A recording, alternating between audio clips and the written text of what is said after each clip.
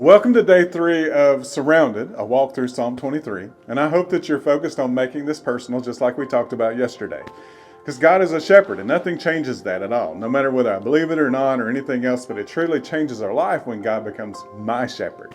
I love how David writes this because he's writing this as the king, not as a young guy that's not experienced very much, but as a man that's been through a few things now. And he's reflecting on what God has brought him through up to this point. Because of that, it's become very personal. And in verse 2, it says, He makes me to lie down in green pastures. He leads me beside the still waters.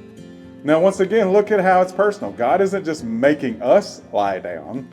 He's making me lie down. God's not just leading us. God's leading me beside quiet waters. See, when I read, He makes me lie down, it makes me consider that God desires for us to have rest. And not just stopping for a second to catch our breath, not just to take a day to catch up on sleep, not just giving our body a break from certain activity or food or whatever it is, but rest like we've never experienced before. Not just catching our breath, not just a nap on the couch, but being in such a place of rest that we breathe better, than we ever have before. And that you wouldn't just get rest, but that you would be in a state of rest. See, years ago when I was a much younger man, I was having a conversation with an elderly man. He had been walking with God for years and years and years, and I was willing to listen to anything he had to say. And we were talking about the Sabbath.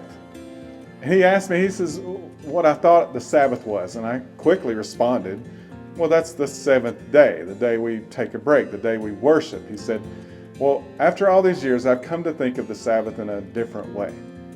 He said, so many of us get caught up in what day of the week we should be having our Sabbaths. Some say Saturday, and then in the Western world, for the most part, we say Sunday.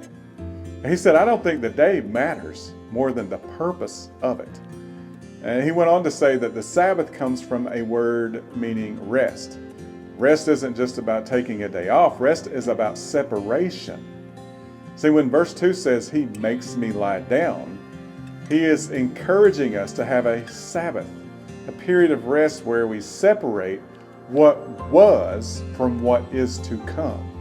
So many of us never take a break from work or from the stress, and we give it even more control in our lives when we never stop to rest. Because when we rest, we separate last week's issues from next week's blessings. When we fail to rest, we live in a state of perpetual problems, of perpetual work, of perpetual stress. And when we rest, we give ourselves permission to put distance between what was and permission to step into the new season.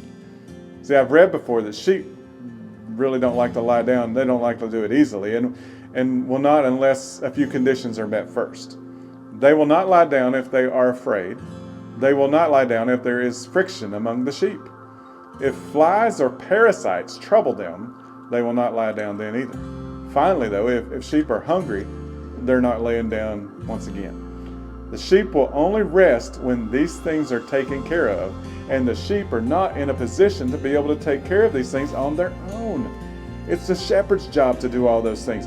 Here in verse 2, we are presented with a shepherd that leads us into a place that His peace overcomes our fear, a place where there is unity in the body of sheep around us, a place free from the flies and parasites this world has to throw at us, and a place where our spiritual and physical hunger is met. See, these things are taken care of, not just from resting, but being in a state of rest that God leads us into. In that rest, not only do we find the incredible provision and leadership of the shepherd, but we also find our Sabbath, our rest, our separation from the past, and the permission to leave that past there, and the permission to step into the future as a brand new person with brand new opportunities and brand new blessings. Thank God we have a good shepherd that leads us into a place of rest. So I challenge you today to make your prayer, lead me into that place of rest, God. Lead me on, my shepherd. Lead me on. See you tomorrow. Love you.